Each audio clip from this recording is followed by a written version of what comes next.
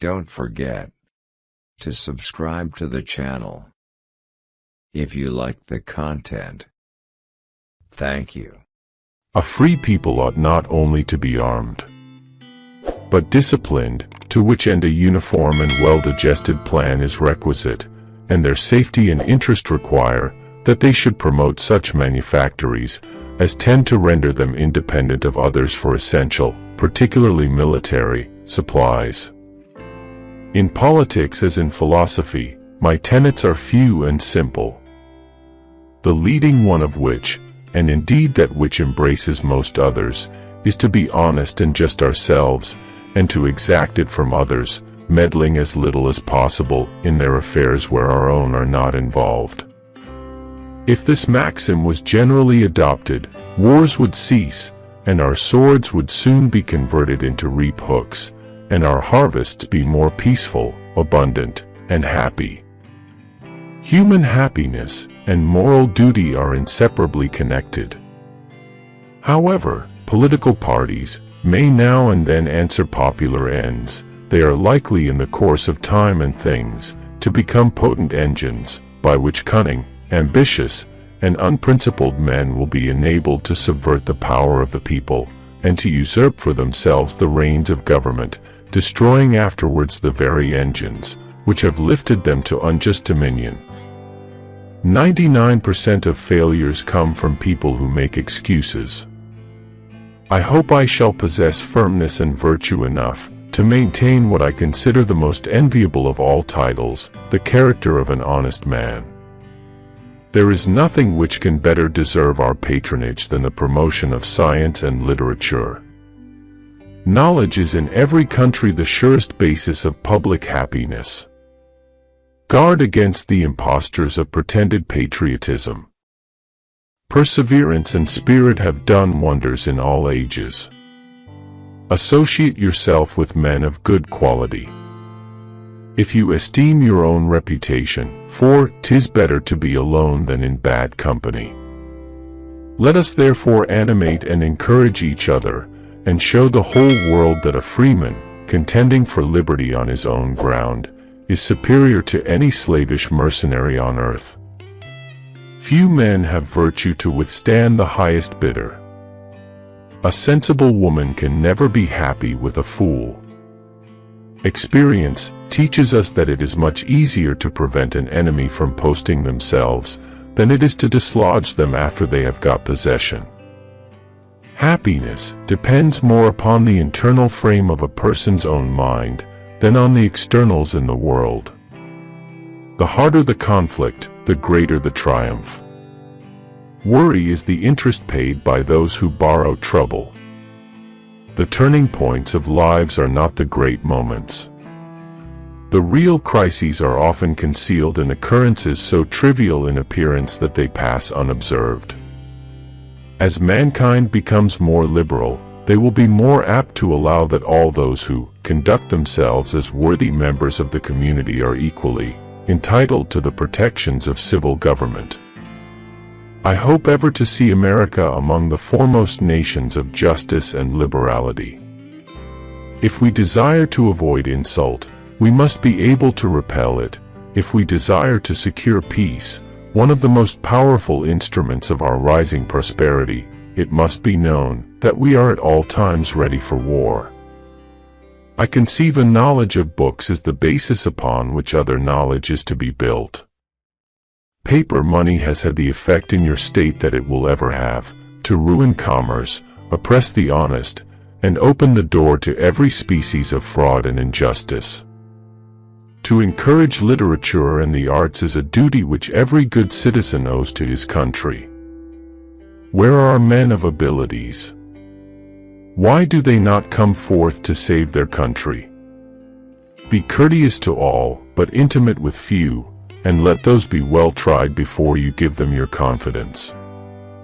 We must consult our means rather than our wishes. Real men despise battle, but will never run from it. Discipline is the soul of an army. It makes small numbers formidable, procures success to the weak, and esteem to all. Citizens by birth or choice of a common country, that country has a right to concentrate your affections. The name of American, which belongs to you, in your national capacity, must always exalt the just pride of patriotism, more than any appellation derived from local discriminations. To persevere in one's duty, and be silent is the best answer to calumny. We should not look back unless it is to derive useful lessons from past errors, and for the purpose of profiting by dearly bought experience. There is nothing so likely to produce peace as to be well prepared to meet the enemy. The nation, which indulges towards another in habitual hatred, or in habitual fondness, is in some degree a slave. It is a slave to its animosity or to its affection, either of which is sufficient to lead it astray from its duty and its interest. The nation, prompted by ill will and resentment, sometimes impels to war the government, contrary to the best calculations of policy. The government sometimes participates in the national propensity, and adopts through passion what reason would reject. At other times, it makes the animosity of the nation subservient to projects of hostility instigated by pride, ambition, and other sinister and pernicious motives. The peace often, sometimes perhaps the liberty, of nations has been the victim. Let your heart feel for the afflictions and distress of everyone. I hold the maxim no less applicable to public than to private affairs, that honesty is always the best policy. Overgrown military establishments, which, under any form of government, are inauspicious to liberty, and which are to be regarded as particularly hostile to republican liberty. If to please the people, we offer what we ourselves disapprove, how can we afterwards defend our work? Let us raise a standard to which the wise and honest can repair. The rest is in the hands of God. The great rule of conduct for us, in regard to foreign nations, is, in extending our commercial relations, to have with them as little political connection as possible. It is substantially true that virtue or morality is a necessary spring of popular government. The rule, indeed, extends with more or less force to every species of free government. No punishment, in my opinion, is too great for the man who can build his greatness upon his country's ruin.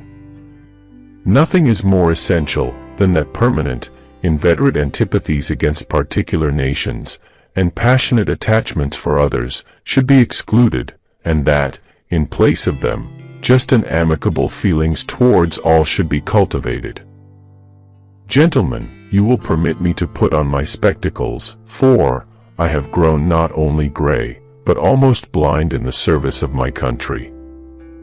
The common and continual mischiefs, of the spirit of party are sufficient to make it the interest and the duty of a wise people to discourage and restrain it. It serves always to distract the public councils and enfeeble the public administration. It agitates the community with ill-founded jealousies and false alarms, kindles the animosity of one part against another, foments occasionally riot and insurrection. It opens the door to foreign influence and corruption, which find a facilitated access to the government itself through the channels of party passion. Be not glad at the misfortune of another, though he may be your enemy. Promote, then, as an object of primary importance, institutions for the general diffusion of knowledge. In proportion as the structure of a government gives force to public opinion, it is essential that public opinion should be enlightened. Anything will give up its secrets if you love it enough. Not only have I found that when I talk to the little flower or to the little peanut they will give up their secrets, but I have found that when I silently commune with people they give up their secrets also, if you love them enough. The bosom of America is open to receive not only the opulent and respectable stranger, but the oppressed and persecuted of all nations and religions, whom we shall welcome to a participation of all our rights and privileges, if by decency and propriety of conduct they appear to merit the enjoyment. Strive not with your superiors in argument, but always submit your judgment to others with modesty. All obstructions to the execution of the laws, all combinations and associations, under whatever plausible character, with the real design to direct, control, counteract, or are the regular deliberation and action of the constituted authorities, are destructive of this fundamental principle, and a fatal tendency. They serve to organize faction, to give it an artificial and extraordinary force, to put, in the place of the delegated will of the nation, the will of a party, often a small but artful and enterprising minority of the community, and, according to the alternate triumphs of different parties, to make the public administration the mirror of the ill-concerted and incongruous projects of faction, rather than the organ of consistent and wholesome plans digested by common councils and modified by mutual interests.